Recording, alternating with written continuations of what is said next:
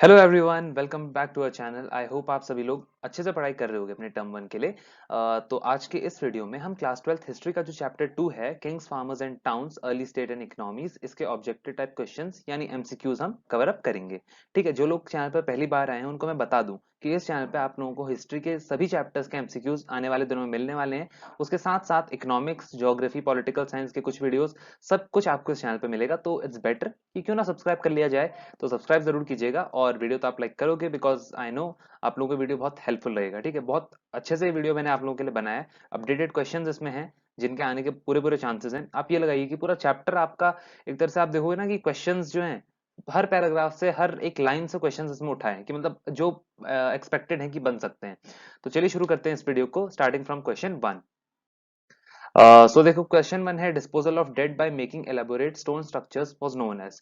ठीक है, तो मेगालिथिक बरियल्स एक चीज होती है कि मतलब जैसे जब किसी की डेथ हो जाती है तो उसके आसपास बिल्कुल स्टोन के एलाबोरेट स्ट्रक्चर्स बना दिए जाते हैं। ठीक है, तो इसे मेगालिथिक स्ट्रक्चर्स कहा जाता है। सो इसका करेक्ट आंसर है ऑप्शन सी, मेगालिथिक। ठीक है, क्वेश्चन नंबर 2 है who deciphered the Brahmi and Kharosthi script. ठीक है, तो ब्राह्मी और खरोष्टी स्क्रिप्ट को डिसाइफर या डिकोड किसने किया है आप लोगों को बताना है। आपके ऑप्शन हैं A Colin Mackenzie, B James Prinsep, C D C Sircar या डी अलेक्जेंडर कनिंघम। तो आई होप आप सभी लोगों को मालूम होगा ये। The answer of this question is option B, James Prinsep. ठीक है, क्वेश्चन नंबर 3 पर आते हैं। Who is referred to as Piyadasi in inscription. देखो एक बात मैं बता दूं, जो ब्राह्मी में पियादसी, जो आप इंस्क्रिप्शन में पियादसी शब्द हो ना, तो आप लोग सोचते हो कि क्या है। देखो, पियादसी हो गया, देवनाम, पिया हो गया, इन सब का मतलब ये है ना, बस इसमें आप समझ लो कि आर मिसिंग है। मतलब आर को साइलेंट रख दिया गया है इंस्क्रिप्शंस में। इसका जो वैसे आप मतलब समझना चाहो तो प्रियदर्शी है। प्लेजेंट टू बी होल्ड मतलब जो देखने में बहुत प्रिय हो, प्रियदर्शी।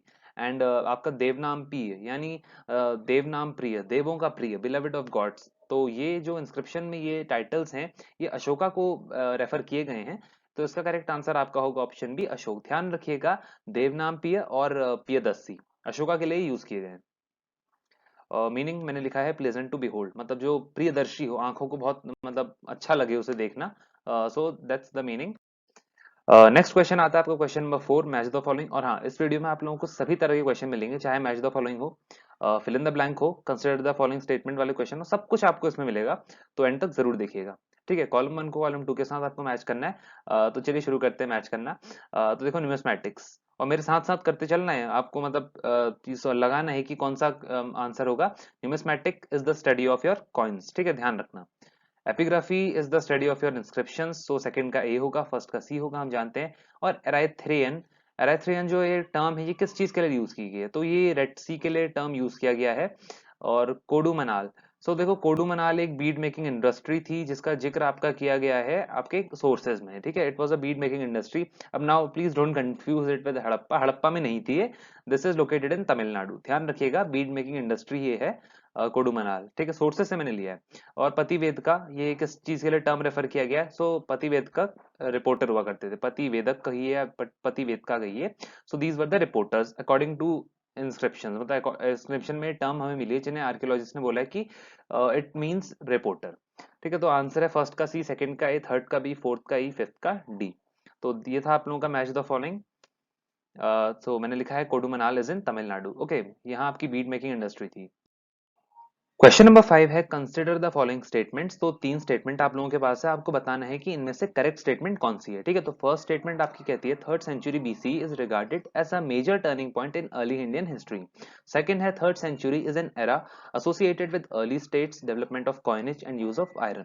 थर्ड स्टेटमेंट कहता है janapada means the land where people settles, which of the statements are correct. तो आपको बताना है कौन सी स्टेटमेंट इसमें करेक्ट है। तो देखो, पूरा चैप्टर जो है वो एक ही सेंचुरी के अराउंड रिवॉल्व करता है, वो है 6th सेंचुरी बीसी। तो मैं अच्छे से पता है मुझे कि आप लोगों को पता चल गया होगा कि इसमें फर्स्ट और सेकंड ऑप्शन गलत है। The only correct option is option third, janapada means the land where people settles. ठीक है, सो इसका आंसर होगा ऑप्शन ए।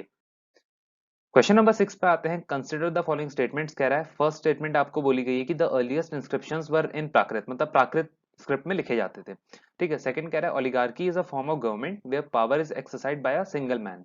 जहां मतलब ओलिगार्की एक ऐसी फॉर्म है ऑफ गवर्नमेंट है जहां जिसमें एक इंडिविजुअल के हाथ में सारी पावर होती है। आपको बताना है कौन सी स्टेटमेंट करेक्ट है। Your options are A only one, B only second, C both first and second या डी नन। तो देख लेते हैं इसका करेक्ट आंसर क्या है। इसका करेक्ट आंसर है ऑप्शन ए, ओनली फर्स्ट। देखिए ओलिगार्की मैंने लिखा भी है, oligarchy is a form of government where power is exercise by a group of man. मतलब एक तरह से नोबिलिटी आप कह सकते हो कि मतलब कुछ 4-5 लोगों का ग्रुप हो सकता है, 8-10 लोगों का भी ग्रुप हो सकता है, जो एक साथ मिलके मतलब एक नेशन को चलाते हैं या फिर मतलब एक स्टेट को चलाते हैं। ठीक है, तो oligarchy is a form of government where power is exercise by a group of man, ध्यान रखिएगा। क्वेश्चन नंबर 7 है, in which of the following mahajanapada rajas control the resources collectively. तो आपको बताना है कि किस महाजनपद में, जो ऑप्शंस में गिवन है उनमें से किस में जो रिसोर्सेज होते थे लाइक लैंड, वो राजास कलेक्टिवली कंट्रोल करते थे। ठीक है, your options are A Magadha, B Kosala, C Bajji या D Kuru. So the correct answer will be option C Bajji. Next is question number 8, fill in the blank, dash laid down norms for rulers and for social categories। तो आपको बताना है वो क्या चीज थी जो मतलब राजाओं के लिए और जितनी सोशल कैटेगरीज थी अलग अलग उनके लिए नॉर्म्स सेट करती थी। ठीक है, तो द करेक्ट आंसर इज धर्म सूत्रास, ध्यान रखिएगा। क्वेश्चन नंबर 9 है, कंसिडर द फॉलोइंग स्टेटमेंट। तो देखो फर्स्ट स्टेटमेंट है, Rajagaha was capital of Magadha. Second is in 4th century BC the capital of Magadha was shifted to Pataliputra. Third is Ashokan inscriptions in north west were written in Kharosthi, Aramaic and Greek scripts were used for inscriptions in Afghanistan. तो देखो third point को थोड़ा मैं elaborate कर दूं आप सभी के लिए।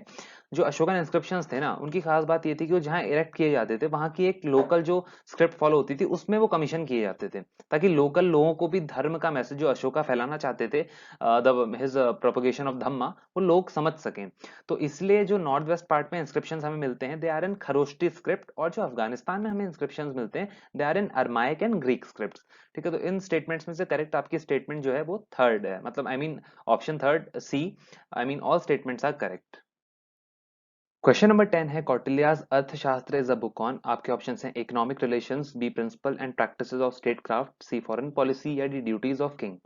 ठीक है, तो ध्यान रखिएगा, बहुत लोगों को इसमें ये होता है क्योंकि अर्थशास्त्र इकोनॉमिक्स का हिंदी ट्रांसलेशन है। लाइक इकोनॉमिक्स को हम इंग्लिश में तो इकोनॉमिक्स होता है, उसको हिंदी में हम बोले अर्थशास्त्र होता है। ठीक है, इकोनॉमिक्स को हिंदी में अर्थशास्त्र कहते हैं, तो बहुत लोग अर्थशास्त्र को इसलिए कंफ्यूज कर लेते हैं कि ये इकोनॉमिक्स पे बुक है, but it is a book on the principle and practices of state craft, की मतलब राज्य को कैसे चलाना है, हाँ मतलब प्रजा का कैसे वो, मतलब ये सब चीजें कि मतलब how to run a state और नेशन। ठीक है, I remember quote by him कि मंत्र रक्षणे कार्य सिद्धम भवति, कि लाइक आप जो भी प्लानिंग जो भी करना चाहते हो फ्यूचर में उसे सीक्रेट रखो, अपने तक ही रखो, किसी और को मत बताओ, किसी और को बताने से उसके मतलब सक्सेसफुल होने के चांसेस कम हो जाते हैं, ये चाणक्य ने कहा था। तो इसका करेक्ट आंसर ऑप्शन बी। अब moving on to next, see एक और पॉइंट है कि he lays down minute details of administrative and military organisation. तो हो सकता है आपसे फिल इन द ब्लैंक्स करके पूछ ले कि dash lays down minute details of administrative and military organisation.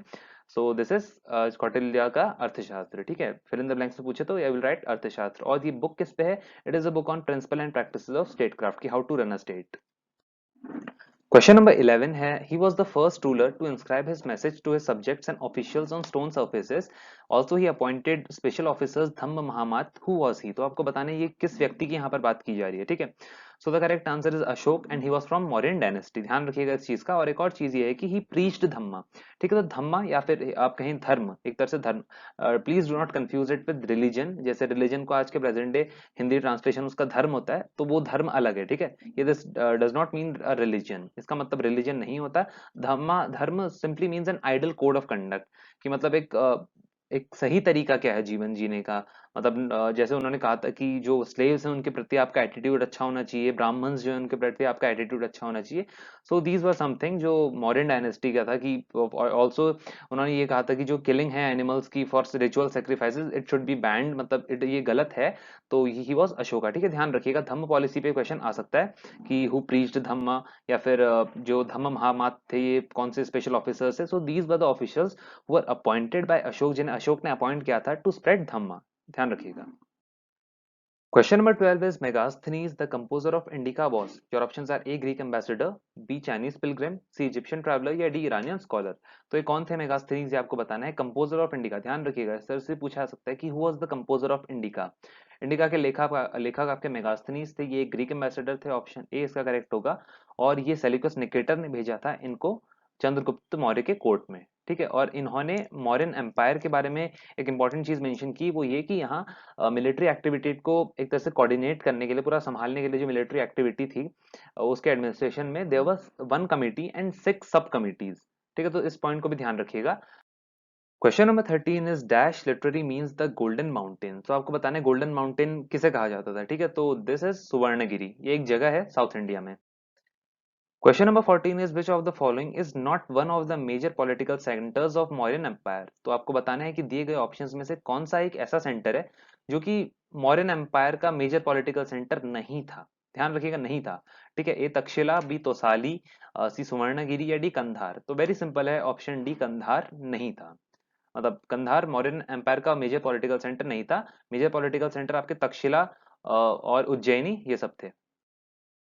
Question number 15 है all of the following statements regarding inscriptions are correct except. तो एक स्टेटमेंट इसमें दिया है जो कि गलत है, आपको आइडेंटिफाई करना है वो गलत स्टेटमेंट कौन सा है।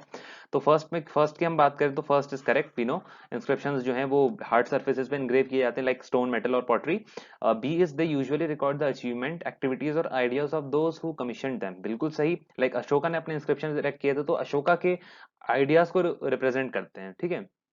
सी है inscriptions are virtually permanent records some of which carry dates। ये भी करेक्ट स्टेटमेंट है बिकॉज डेट्स होती हैं उसमें, कई सारे इंस्क्रिप्शन में हमें डेट भी मिली है। और डी है the earliest inscriptions were written in Sanskrit, जो कि आप लोग समझ चुके हो, ये गलत स्टेटमेंट है ऑप्शन डी। क्योंकि जो अर्लिएस्ट इंस्क्रिप्शंस थे they were not written in Sanskrit, they were written in Prakrit. ध्यान रखिएगा इस चीज का। So I have also mentioned it here, earliest inscriptions were written in Prakrit. Question number 16 is consider the following statements. So the first statement is a chief is a powerful man who derives support from his kinfolk। kinfolk का मतलब होता है, अगर मैं कहूँ family kind of, ठीक है। जैसे फैमिली होती है या those who are related by blood, मतलब जैसे ब्लड ब्रदर होता है, ब्लड सिस्टर होता है, जो मतलब ब्लड से रिलेटेड हो या फिर वो लोग जिनके कॉमन एंसेस्टर हो, ठीक है। तो receives gift from his subordinates, तो ये चीफ के बारे में बताया गया है फर्स्ट स्टेटमेंट में। Second is in a chiefdom there are no regular armies and officials. अब आपको क्वेश्चन पूछ रहा है which of these statement is or are incorrect. ध्यान रखिएगा, करेक्ट नहीं पूछ रहा है, तो आपको इसमें बोथ नहीं लगाना है। द इनकरेक्ट स्टेटमेंट यहाँ पे पूछी गई जो कि दोनों में से कोई भी इनकरेक्ट स्टेटमेंट नहीं है, both are correct. So we'll write C neither one not second, neither one or not second, इनमें से कोई भी इनकरेक्ट स्टेटमेंट नहीं है। क्वेश्चन नंबर 17 है all of the following statements regarding Magadha are correct except. तो देखो चार स्टेटमेंट आपको दी गई हैं, आपको बताना है कि गलत स्टेटमेंट मगध के रिगार्ड में कौन सी है, ठीक है। So the first statement is Magadha was a region where agriculture was especially productive, which we all know is correct. B is gold mines were accessible and provided resources for kingdom. तो देखो ये गलत statement है because gold mines नहीं थी मगध के आसपास, there were iron mines, iron mines होती थी। और सी है in 4th century BC the capital was shifted to Pataliputra, जो कि सही है। डी है Ganga and its tributaries provided a means of cheap and convenient communication, D भी सही है। तो इसमें गलत जो आपसे पूछा गया था वो था ऑप्शन बी, बिकॉज ध्यान रखिएगा gold mines are not accessible, iron mines were accessible to them and provided resources for their kingdom. Like जितने भी हथियार वगैरह बनाने तो आयरन माइंस एक्सेसिबल थी उनके पास, तो इसलिए मगध इतना ज्यादा पावरफुल था। Question number 18 is consider the following statements. The first is many modern rulers adopted the title Devputra or son of God. Second is Kushans ruled over a vast kingdom extending from central to south India. So you have to tell which of the above statement are correct, is or are correct. So देखो options आप देख सकते हो, A only first, B only second, C both first and second, D neither one nor second. तो B no, इसमें जो correct होगा वो कोई भी करेक्ट नहीं होगा बिकॉज दोनों ही गलत हैं। वो इसलिए क्योंकि देखो जो कुषाण रूलर्स थे, फर्स्ट वाले में मौर्यन रूलर्स दिया था but they were Kushan rulers who adopted the title of Devaputra. ध्यान रखिएगा, अलग से भी पूछा जा सकता है कि कौन थे वो जिन्होंने देवपुत्र का टाइटल अडॉप्ट किया था, तो देवर कुषाण, ध्यान रखिएगा। और जो सेकंड स्टेटमेंट कह रहा है कि they ruled over central to south India, ये भी गलत है because they ruled over central Asia to north west India, south India में रूल नहीं करते थे Kushan. And next is also many Kushan rulers adopted the title Devaputra और सन ऑफ गॉड, जो मैं आपको बता चुका हूँ। Question number 19 is consider the following statements. The first statement is Samantas, which are feudal lords. They maintained themselves through local resources, including control over land. Second is they offered homage and provided military support to rulers. So आपको बताना है कि कौन सा statement correct है about samantas, ठीक है। तो ऑप्शंस हैं A only first, only second, both first and second, या D neither one not second. The correct option is option C both first and second. देखो दोनों स्टेटमेंट सामंतास के बारे में करेक्ट हैं। वो लोकल रिसोर्सेज लैंड लैंड के द्वारा अपने आप को मेंटेन करते थे और वो रूलर्स को मिलिट्री सपोर्ट भी देते थे, जो मतलब वॉर टाइम पे वो जो अपने उनके लोकल सोल्जर्स होते थे काइंड ऑफ, वो रूलर को प्रोवाइड करते थे, ठीक है। क्वेश्चन नंबर 20 है the first to issue gold coins were. तो देखो फर्स्ट रूलर्स कौन थे जिन्होंने गोल्ड कॉइन्स इशू किए। Option A Kushans, B Satavahana, C Pandyas या डी चोल्स। तो the correct answer is option A Kushan. ध्यान रखिएगा, और ये इन्होंने अप्रोक्सीमेटली इशू कराया था फर्स्ट सेंचुरी सीई के टाइम पे, ठीक है। तो ध्यान रखना, पहले गोल्ड कॉइन्स कुशांस ने इशू किए थे। 21 is the प्रयाग प्रशस्ति also known as Allahabad inscription was composed by। तो प्रयाग प्रशस्ति किसने कंपोज किया? ये options are A Vishakhadatta, B Kautilya, C Harisena या डी अश्वघोष। ध्यान रखना इसके कंपोजर थे आपके हरिसेन, और ये आपके कोर्ट पोएट थे समुद्रगुप्त के, जो गुप्ता एम्पायर या गुप्ता डायनेस्टी के थे Samudragupta. Question 22 says which of the following is an epic written in Tamil। तो ऑप्शन है ऐत्रेय ब्राह्मण, बी सिलापट्टिकरम, सी कविराज मार्ग या डी कवित्रायाम। तो कौन सा एपिक है जो तमिल में लिखा गया है? ऑप्शंस में गिवन है। The correct answer is option B Silappatikaram. And again this question is from sources. ध्यान रखिएगा सोर्सेज से मैंने क्वेश्चन लिया है, और इसे लिखा था आपके इलेंगो अडिगल ने। इनका नाम इलेंगो अडिगल इतना जरूरी नहीं है, बट यू शुड नो कि जो तमिल एपिक है it is Silappatikaram. Okay. Question 23 is the famous Sudarshan lake is located in which state. तो सुदर्शन लेक जिसे आपके रुद्र दमन जो शक रूलर थे उन्होंने रिपेयर भी करवाया था, तो वो कौन से स्टेट में है? Option A Gujarat, B Maharashtra, C Bihar या डी आंध्र प्रदेश। तो इसका करेक्ट आंसर है आपका ऑप्शन ए गुजरात। गुजरात में सुदर्शन लेक है, ध्यान रखिएगा। एंड शक ruler Rudra Daman repaired this lake. Question 24 in dash seeds are first broadcast and when saplings have grown they are transplanted into waterlogged field।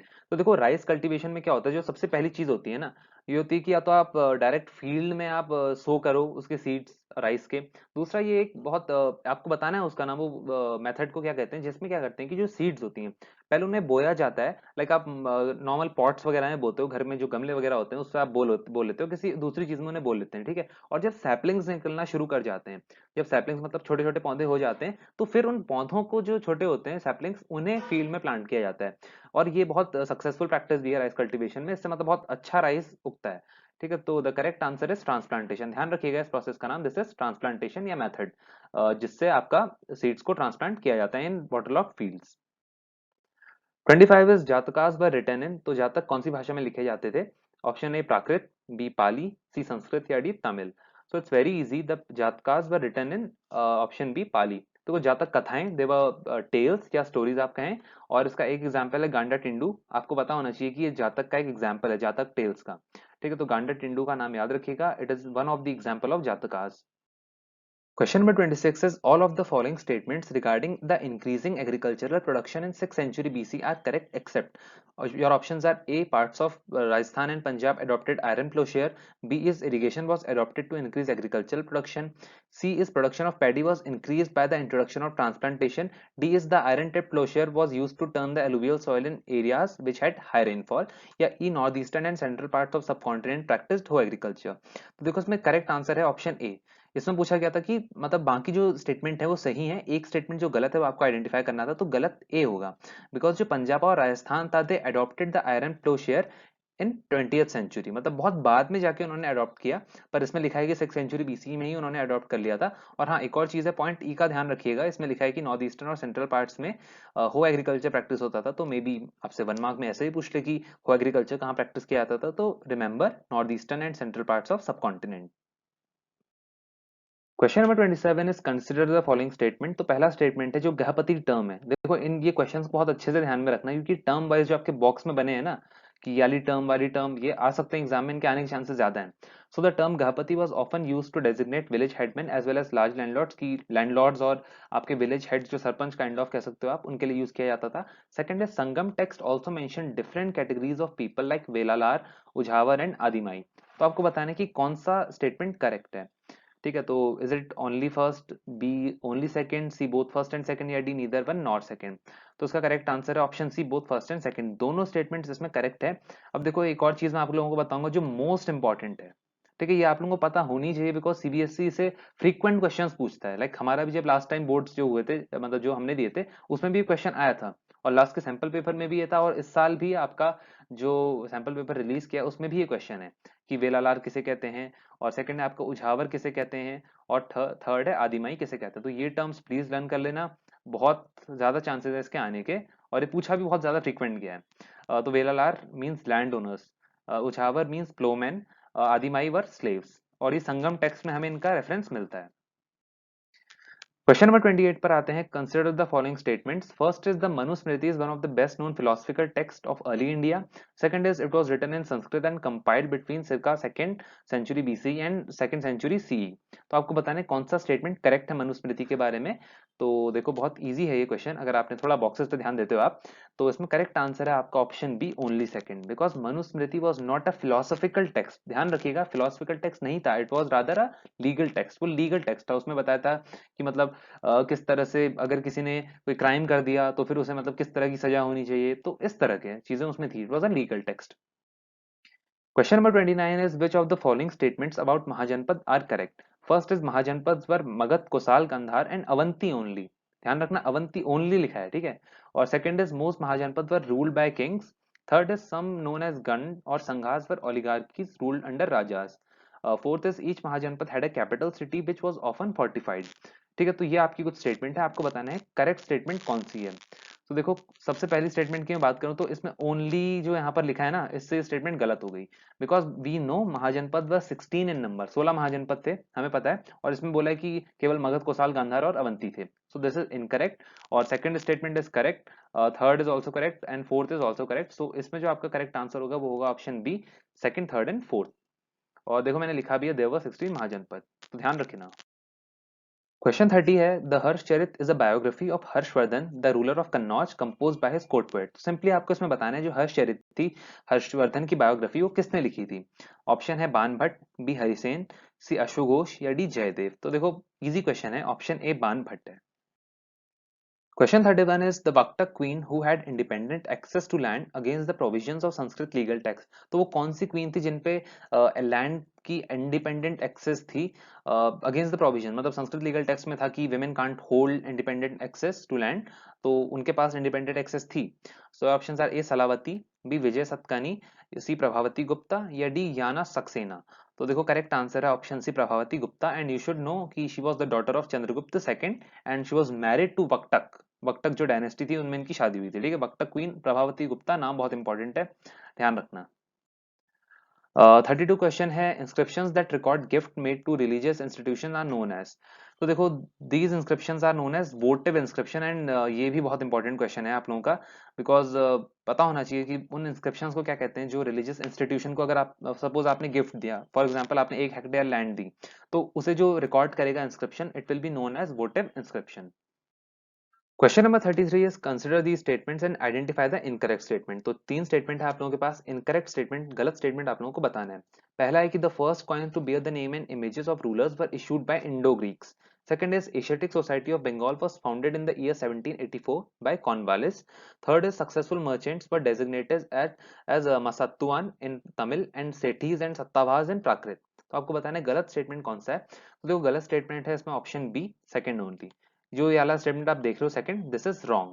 ध्यान रखना, because Asiatic Society of Bengal was founded in the year 1784, ये तो सही है, but he was not Cornwallis, he was William Jones. So this is also important point, you should remember this. 34 पे आते हैं, consider the statements regarding coins. तो coins के बारे में तीन स्टेटमेंट दी हैं, आपको बताना है कौन सी स्टेटमेंट सही है।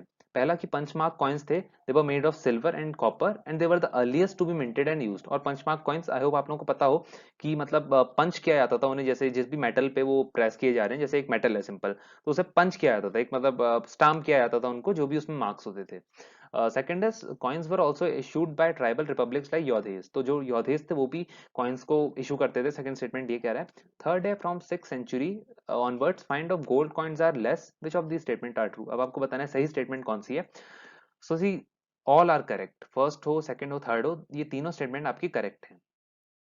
Question number 35 is consider these statements. The first is most scripts used to write modern Indian languages are derived from Brahmi script। कि आज की जो present day languages हैं, they are derived from Brahmi script, ये first statement कह रहा है।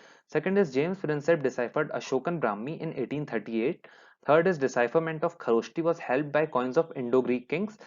Fourth is Ashoka used titles like Devnam Piya and Piyadasi। तो आपको बताना है सही स्टेटमेंट कौन सा है। आई होप आप लोगों को पता हो। The correct statements are all, मतलब फर्स्ट, सेकंड, थर्ड, फोर्थ, ये सभी स्टेटमेंट्स आपकी करेक्ट हैं। और ध्यान रखिएगा ये जो टाइटल्स के मैंने लिखा है देवनाम प्रिय एंड प्रियदर्शी, इसका मतलब आप आज के प्रेजेंट डे समझे तो देवनाम प्रिय और प्रियदर्शी का मतलब प्रियदर्शी, ठीक है। तो डी इसमें करेक्ट है। Question number 36 is which of the following statements is not true about the limitations of inscription evidences?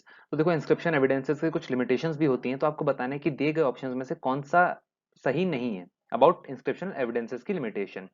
First is faintly engraved letters, reconstructions are uncertain. B is damaged and missing inscriptions. C is not all inscriptions have been deciphered. D is inscriptions record routine agricultural practices and joys and sorrows of daily life. तो देखो clearly हमें पता चल रहा है कि इसमें D जो है वो गलत स्टेटमेंट है और 36 का राइट आंसर आपका डी होगा, बिकॉज पूछा गया था नॉट ट्रू वाले स्टेटमेंट आपको बताना है। Because inscription day to day activities को नोट नहीं करता था। इंस्क्रिप्शन आपका जो फोकस होता था इंस्क्रिप्शन का, it was more on grand and unique events, like राजा का कोरोनेशन हो रहा है, राजा का राज्यभिषेक हो रहा है, कोई राजा युद्ध लड़ने जा रहा है, कहीं पर अटैक कर रहा है और जीत के आ गया, तो ये सब चीजें इंस्क्रिप्शन रिकॉर्ड करते थे। ठीक है, तो ordinary agriculture practices, joys and sorrows of daily life, ordinary man के बारे में हमें इसमें पता नहीं चलता है। क्वेश्चन नंबर 37, अब हम आते हैं इमेज बेस्ड क्वेश्चन पे। तो देखो इस पिक्चर को अच्छे से ऑब्जर्व करो, आपने एनसीईआरटी में देखा होगा सेकंड चैप्टर में इसे। आपको क्वेश्चन का आंसर देना है कि इस इमेज को श्राइन में इंस्टॉल किसने किया था, उस व्यक्ति का आपको नाम बताना है। तो शी वॉज नागपिय। ठीक है, ध्यान रखना इस तरह के क्वेश्चन बन सकते हैं, बिकॉज ये आपके पिक्चर बेस्ड क्वेश्चन जो आते हैं ना, ये भी सीबीएसई मतलब देता है पेपर्स में। और एक और चीज मैं बताऊं तो इसका नाम है, अगर आप ये नाम पूछ ले कि मतलब ये टाइटल क्या है इस स्कल्पचर का, इस चीज का, तो it is the gift of an image from Mathura, और ये मथुरा से मिला है। ध्यान रखिएगा ये मथुरा से मिला है, ये चीज भी इंपॉर्टेंट है। क्वेश्चन नंबर 38 है dash was land granted to a Brahmin who was exempted from paying land revenue and other dues to the king and had the right to collect revenue from local people. तो उस type की land को क्या कहते हैं, किस term से refer किया जाता है, जो किसी ब्राह्मण को दी जाती थी और ही वॉज एग्जेम्प्टेड, मतलब उसे लैंड रेवेन्यू और दूसरे तरह के जितने कर होते थे, जितने टैक्स होते थे, वो राजा को नहीं देने पड़ते थे और राजा के बिहाफ पर वो लोगों से रेवेन्यू कलेक्ट करता था। ठीक है, तो this kind of donation was agrahara. ध्यान रखना ये आने के चांसेस भी हैं, बिकॉज ये जो टर्म वाले क्वेश्चन होते हैं ना ज्यादा बनते हैं कि मतलब अग्रहार है, वोटिव इंस्क्रिप्शन है, आपका आदिमई है, वेलालार है, तो इस तरह के क्वेश्चन बनते हैं। तो फिल इन द ब्लैंक का आंसर था आपका अग्रहार। Question number 39 है consider these statements about impact of land grants. First is land grants were part of strategy to extend agriculture to new areas. Second, land grants were indicative of weakening political power. Third is kings tried to project themselves as supermen. Fourth is kings were losing control so wanted to present at least a facade of power. Facade of power की मैं बात करूँ तो केवल दिखावा, मतलब उन वो कंट्रोल खो रहे थे तो वो लैंड ग्रांट कर देते ताकि लोगों को ऐसा लगे कि यार ये तो बहुत पावरफुल है। सो फैकेड मीन्स जस्ट अ दिखावा काइंड ऑफ थिंग, ताकि लोगों को लगे कि हाँ he is powerful, he is donating land and all. तो आपको बताना है कौन सी स्टेटमेंट करेक्ट है। The correct statement is option C, these all are correct. ठीक है, ध्यान रखना फर्स्ट सेकंड थर्ड फोर्थ ये सभी स्टेटमेंट सही हैं। Question number 40, consider these pairs. तो आपको पेयर्स को कंसिडर करना है। First is Pataligrama dash Rajagaha. Second is northern black polished ware which is fine pottery bowls and dishes.